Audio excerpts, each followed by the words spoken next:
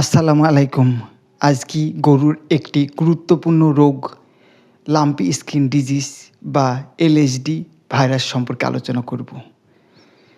এ রোগটা খুবই ক্ষতিকারক একজন খামারির জন্যে।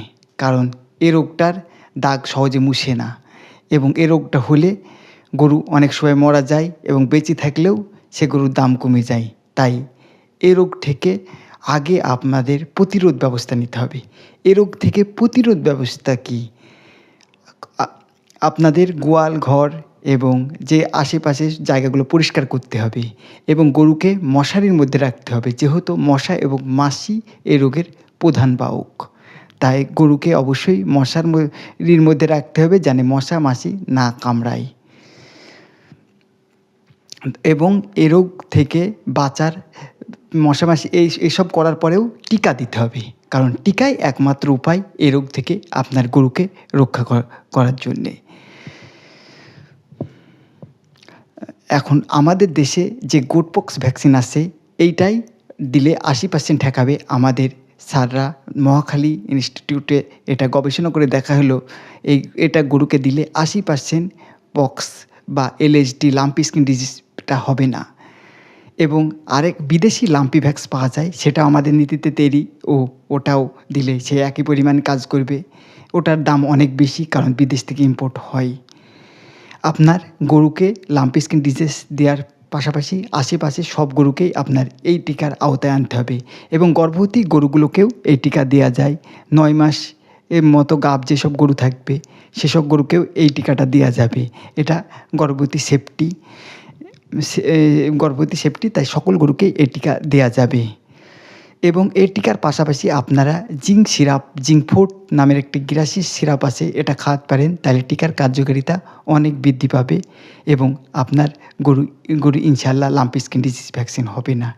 যেহেতু এটি ভাইরাস রোগ, এটা পুরোপুরি নির্মূল না।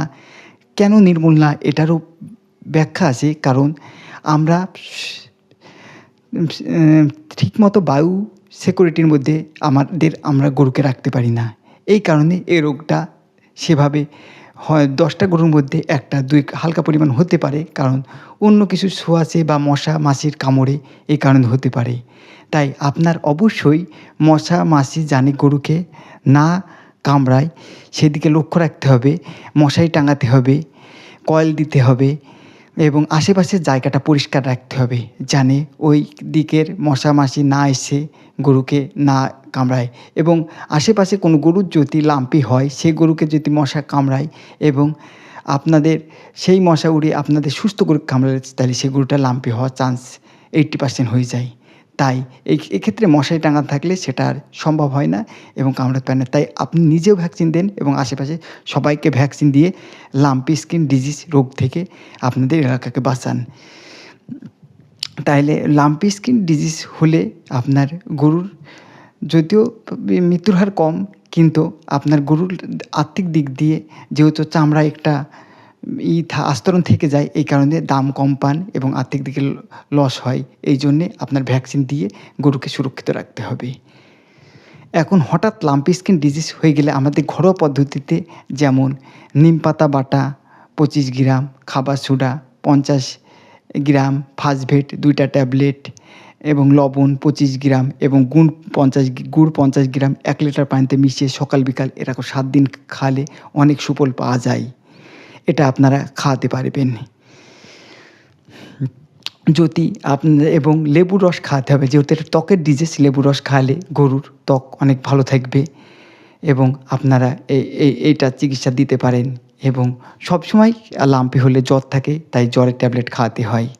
এবং আমাদের অফিসে এখন আপনারা বাচ্চা Ranikhet BC 8DB, foul pox, বাচ্চার 28 থেকে 32 দিন বয়সে যে বাচ্চার ভ্যাকসিনটা দেওয়া হয়, 3 ml পানিতে গুলিয়ে 200 বাচ্চার এই ডানায় 3 ফুট খোঁচা মেরে যে ভ্যাকসিনটা দেওয়া যায় সেটা, তাহলে বাচ্চার গায়ে গুটি হবে না। সেই ফাউল পক্স ভ্যাকসিনটা আপনারা পাবেন।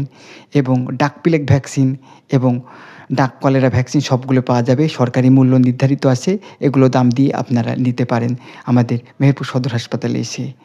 আপনারা অনেকে এসে তখন ভ্যাকসিন ছিল না, ঘুরে গেছেন, এখন ভ্যাকসিন এসেছে, আপনারা এই ভ্যাকসিনগুলো নিয়ে যেতে পারেন। আজকের মতো আমার লাম্পি স্কিন ডিজিজ সম্পর্কে আলোচনা এইটুকুই। সবাইকে ধন্যবাদ। আসসালামু আলাইকুম।